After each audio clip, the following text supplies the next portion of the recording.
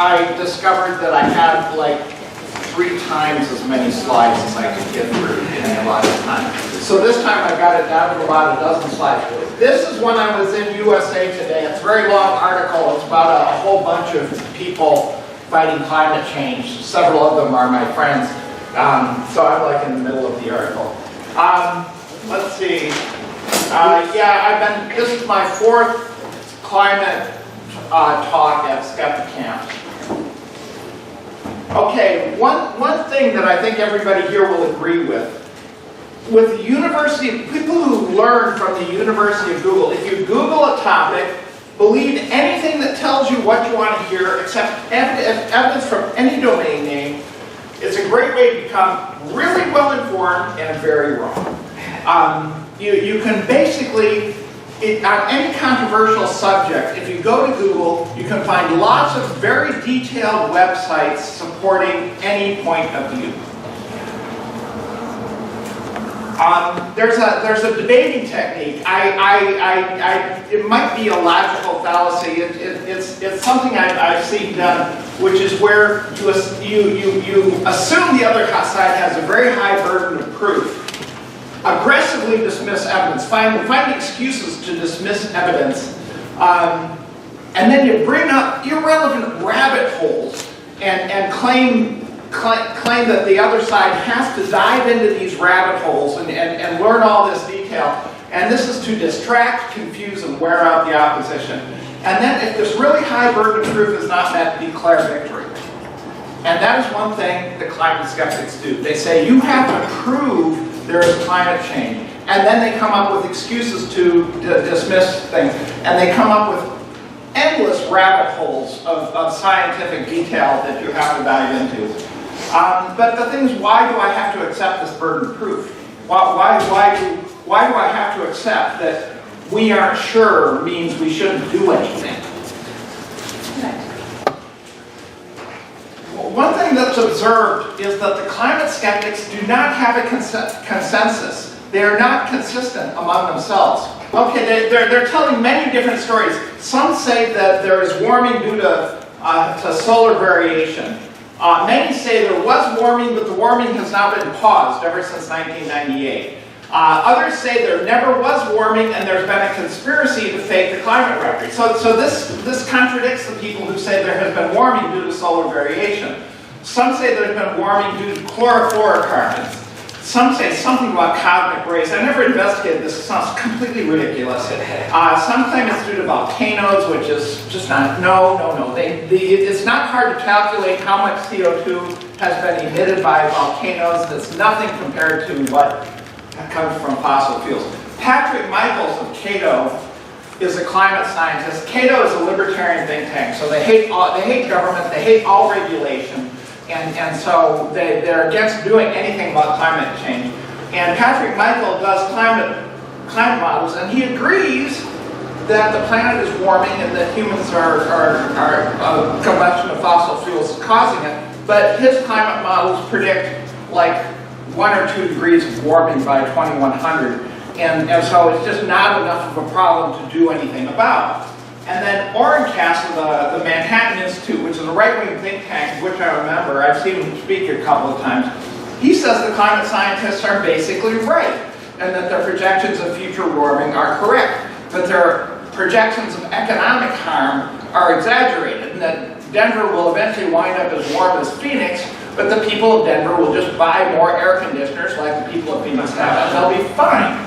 Okay, so there's all these different stories they're telling. They don't agree with each other about anything, except that we shouldn't do anything to interrupt the burning of fossil fuels. So they don't have a consensus. They don't have a consistent narrative that they're saying, but they all consider themselves allies. Okay, so if you want to say that we should just forget about the whole thing and burn all the fossil fuels we want, you have to come up with a consensus around a consistent narrative with a high degree of confidence that increased levels of CO2 will be harmless. And they're nowhere close to that. They haven't achieved that. And so that's what I throw at them, and they get really upset. Okay, one thing about the current state of politics is it's very tribal.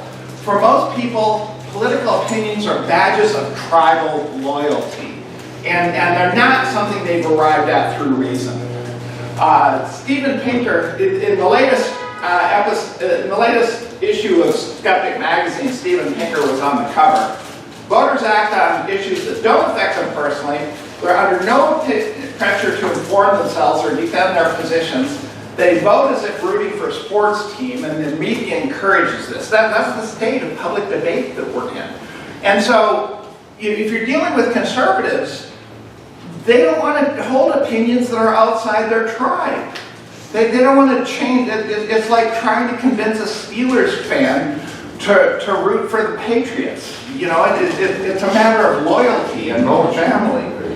What? No one should do that. Yes, right. Okay, one thing that Patrick Michaels, who I just mentioned, he's the head skeptic of the Cato Institute, and I think he's right, is that there are many news stories in the mainstream media saying this happened and that happened and it's because of global warming, and they're not justified. Journalists are not technical people. They majored in journalism. They haven't taken science since high school, and they probably sucked at it when they did. They're liberals, so they believe in global warming, and so if you say something based on, and then based on circumstantial evidence, claim it was based on global warming, that's what they will write. If you read all these stories in the New York Times that say this and that and the other thing happened because of global warming, you would believe that there have been 4 degrees centigrade of global warming so far. It's in the last 30 years, we've had 0.6 degrees C, 1 degree Fahrenheit of global warming. Temperature variation between adjacent days can be 10 degrees centigrade. Stories sound like we've had 2 feet of sea level rise since 1995. It's 3 inches. You can't feel global warming. Okay, here's a map of the temperature in October in Albany for the last 30 years. The horizontal line is the average for the last 30 years. So here's the temperature in 1990. Here's the temperature a year ago. Okay, so the temperature a year ago is 2 degrees C below 1990. You can go to some places in the world and it's quite likely to be colder than it was 30 years ago. You can't feel global warming. There's too much noise. The temperature data is noisy as hell. Okay, and then there's the climate activist dilemma. This is something that this guy said like 30 years ago. As scientists, we have an obligation to tell the truth, make careful, qualified statements, avoid making predictions that might turn out to be wrong. As activists, we must get as much press as possible and scare people. And Al Gore and climate scientist Michael Mann are more in the activist camp.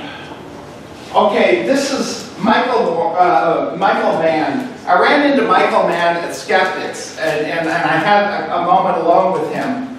And I said, weren't most of the predictions about warming in the early 2000s too high?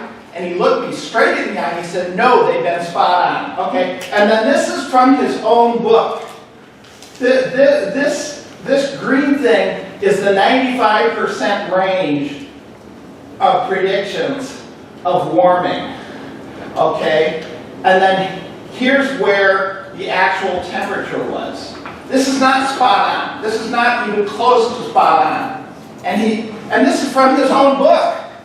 Okay, he was in ClimateGate.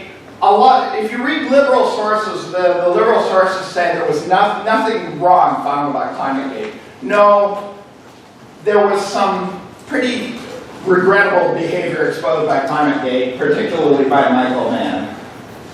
And then somebody gave him a medal, just like the Nobel Prize. Obama got the Nobel Prize in 2009 for not doing anything. Okay, Al Gore.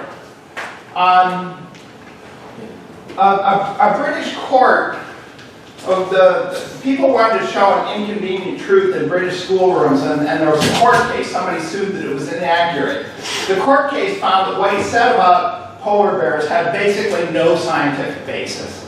And the climate skeptics have a field day all the time saying how well the polar bears are actually doing. There's a lot more polar bears than there were 30 years ago.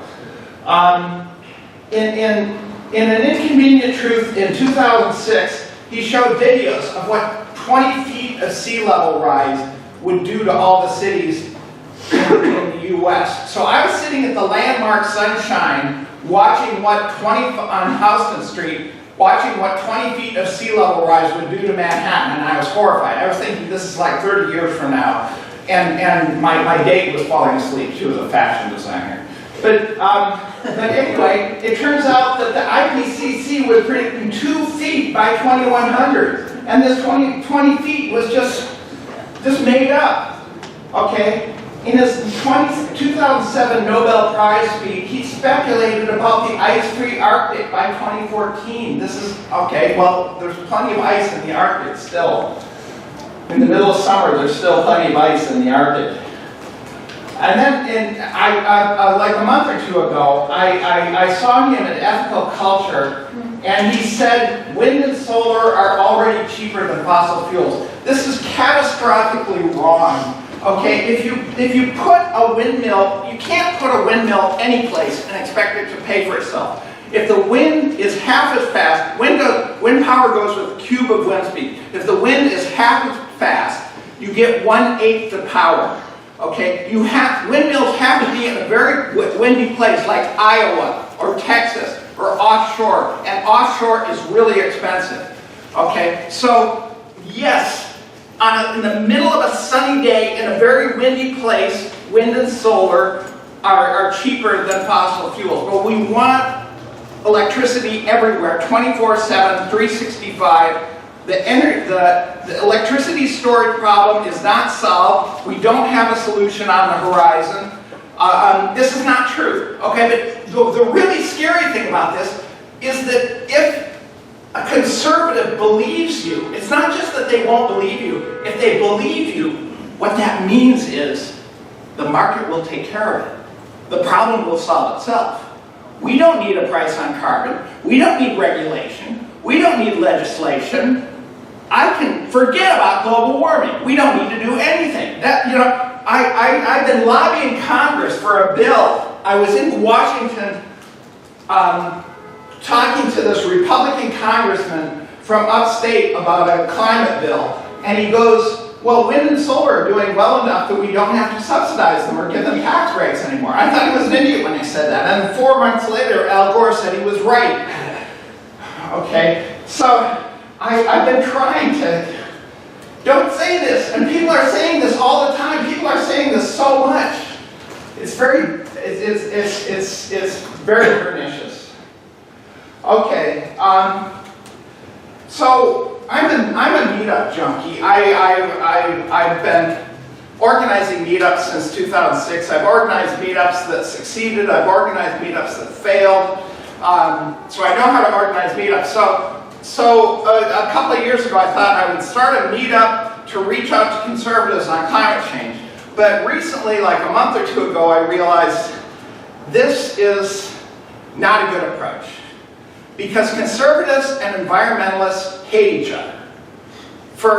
To get a conservative to go to a room full of environmentalists is very difficult. That is not their idea of fun. This is inviting them into hostile territory where they think they're going to get ganged up on. And especially go to a room full of environmentalists and hear a lecture about why you're wrong. No, nobody wants to do that. Okay, so I mean, I was getting liberals to come to these things, but the only conservatives I could get to come were people I knew really well. Okay, so the meetup, I'm getting away from the meetup and meeting in person, and what I'm starting to do, there are a lot of Facebook groups for conservatives that are very much conservative territory, and what I'm starting to do is go into those Facebook groups and talk there. And this is like the Mormons or the Jehovah's Witnesses. They ring on doorbells, they go into your living room, they meet you where you know you aren't going to be ganged up on, they're very polite to you, and it's a very non-threatening approach. So I'm going into their rooms where they're in the majority and they can gang up on me, and being very polite to them, and never call them climate deniers. They're climate skeptics. That's what they like calling themselves, and have conversations with them.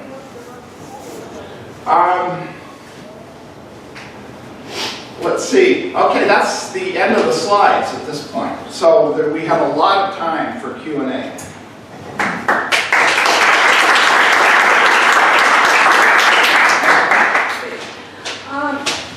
Several years ago, in German embassy, they had a conference on alternative energy, and people who came from Germany, they actually solved a lot of problems.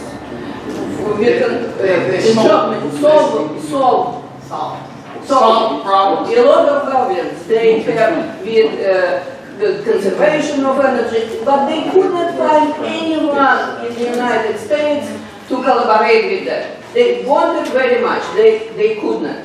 To what with them? Collaborate. Okay. And but they kind of have these solutions. Just here in the United States, nobody interested in these solutions for many reasons. You could go there and kind of look. They still sometimes come to German embassy to present their industry, and they could not find anyone here. And also, several years ago, there was a big revelation for me that actually a lot of activists, green activists, on the terrorist list in the United States and Great Britain, and a lot of people infiltrate their groups and try to do something, provoke some kind of. So it's very strange situation. Well, my experience with, okay, for one thing, Germany is not a success story. They bought a lot of solar panels and they bought a lot of windmills, but they at night they burn coal. They burn dirty coal.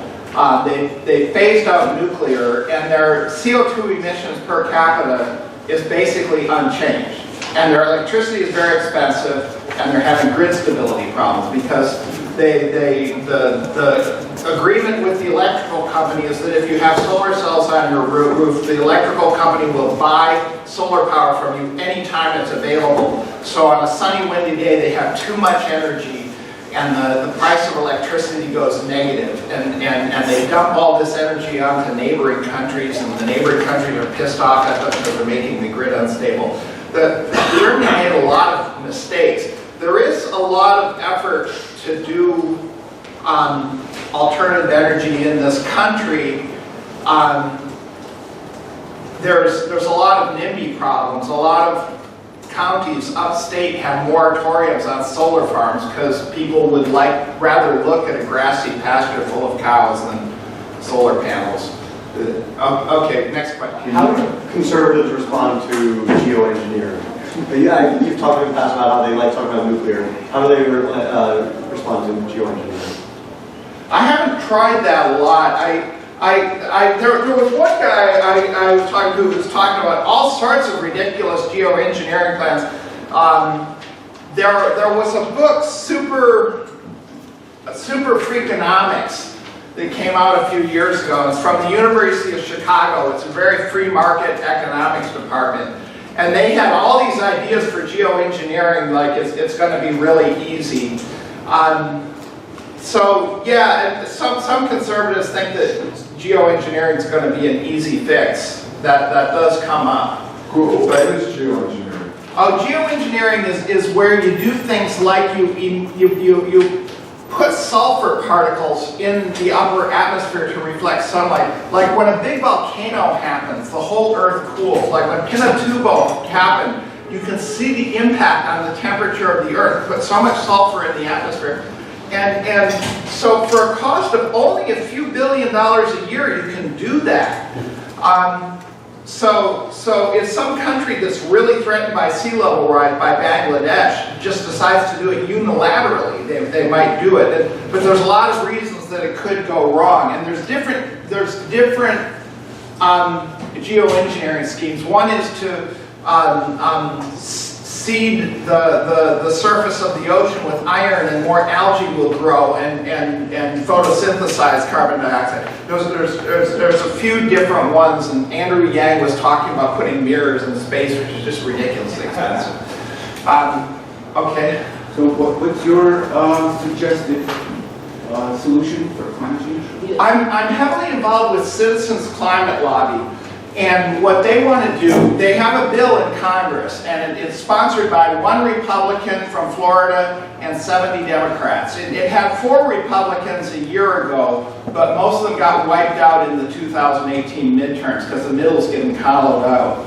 But anyway, the idea of this bill is to put a tax on carbon at the coal mine or the oil well or the point where fossil fuels are imported in the country in proportion to the CO2 that will be emitted. And then take then a lot of people want to do that, and then they disagree about what to do with the money. But in this bill, the money is then distributed equally to all legal residents. And so this is acceptable to conservatives because it doesn't grow the government, and it's very market-oriented. It's also very good for the poor, because the poor use less energy than the rich. And so they will get more money back than they will pay in higher energy prices. How does that solve anything? Yeah. Because it makes fossil fuels more expensive compared to wind and solar. That doesn't reduce the concentration of CO2 or methane or water vapor, which is, increasing exponentially. Supply and demand. Wait,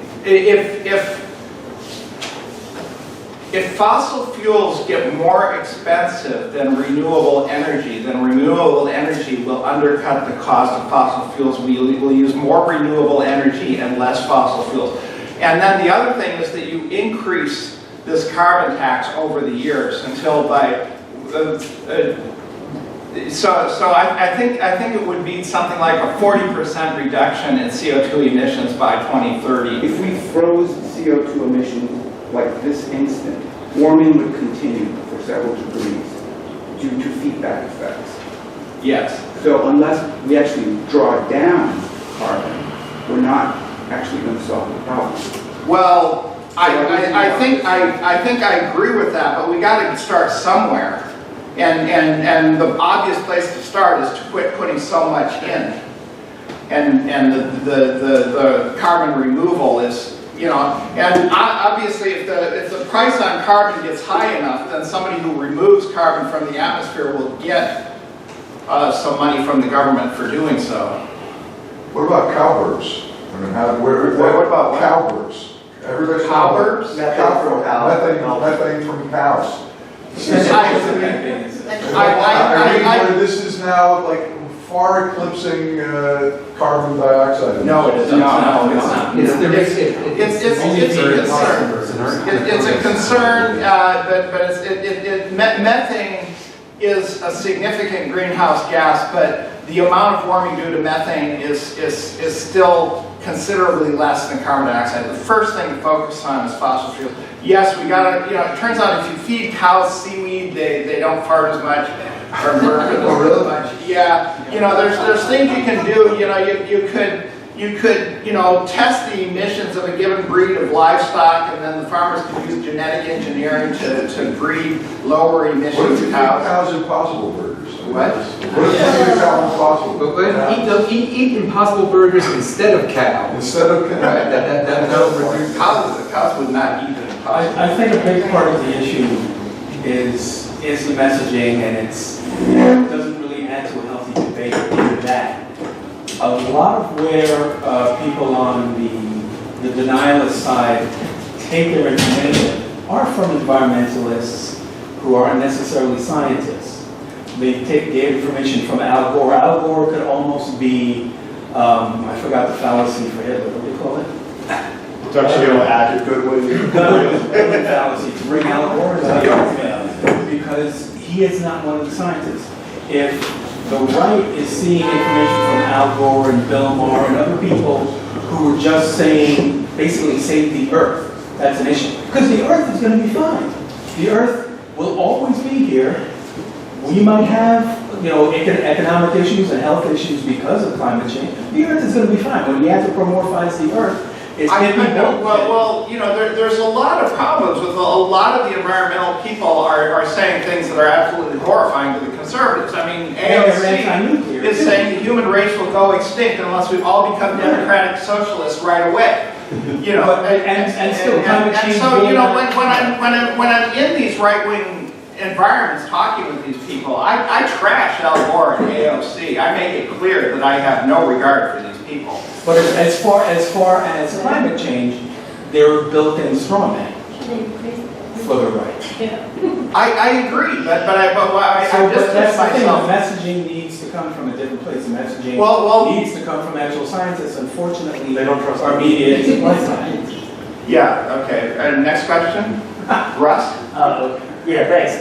So a couple of interesting questions came up talking about, because I've looked into I know Mitch is big on the impossible meat and everything, and I'm trying to figure out, as a non-vegetarian, what's the advantage for me to eat it? Because, it has just as much fat as a regular beef burger, because it's, they put coconut oil in it, and that's why it tastes better. So it's kind of a wash that way. But if you look it up, they say it does significantly use much less carbon than, growing beef cows. So, I mean, I guess you can kind of... Doesn't kill cows. Yeah. And I guess you can kind of, less farts. So, I guess you can kind of see it that way. And as I want your opinion, we were talking about geoengineering earlier. It sounds like a lot of experts don't like that idea at all because of unintended consequences. We start doing large-scale alterations to our environment, and we can't really predict what's going to happen. Yes, that is a concern. What do you think about geoengineering again? I think there's so much opposition to the idea that it's hard to even do research on it. There's this thing called the Oxford Rules somebody published where there's these rules on how geoengineering research has to be done. I have a friend who's in the faculty at Cambridge, and he's a mechanical engineer. A lot of the idea is that you have a balloon and a pipe going up to the balloon, and you send sulfates up the pipe and get them into the atmosphere. And so he just wanted to test out the pipes and the pumps and everything, and do one bathtub full of water dumped from balloon over a drought-stricken area of England. And he couldn't get permission to do it because the Oxford rules are so restrictive, and there's so many people who do not even want the research done, which I think is ridiculous, because they feel that if anybody starts saying that geoengineering is viable, that reduces the urge to reduce carbon emissions, and it has to be my way or the highway, they feel. But I feel very strongly that we should be doing research into geoengineering because we're probably going to need it. A lot of people say, okay, we all have to become democratic socialists right now, or we'll go extinct. And so we have to do something right now, or we'll all die. Okay, for one thing, according to the IPC, from what I'm able to tell from what the IPCC reports, they're not talking about human extinction ever. Okay, but the other thing is, I don't think we're going to get radical political action anytime soon. We're gonna have many more years of doing jack shit, Like you said, and so we're probably going to need geoengineering. All right. Okay, time up. Yeah, time's up. So